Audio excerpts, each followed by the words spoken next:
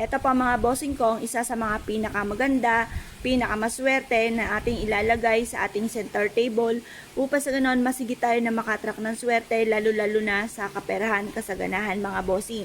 Ngayon pa mga bossing, lagyan nyo po ito ng barya pero itong ating uh, bigas, pwede nyo naman itong isaing uli, basta hugasan nyo lang itong mabuti. Yung barya mga bossing ko ay isa sa mga subok na proven na napakaswerte lalo-lalo na pagdating sa usapin ng kaperahan mga bossing. Ayan po, sa tagal na po niya na meron na po siya mga bukbok mga bossing. Kaya gawin po natin para hindi masayang po ito, hugasan natin itong mabuti yung ating pong bigas. Pwede naman natin siyang isaing pumuli.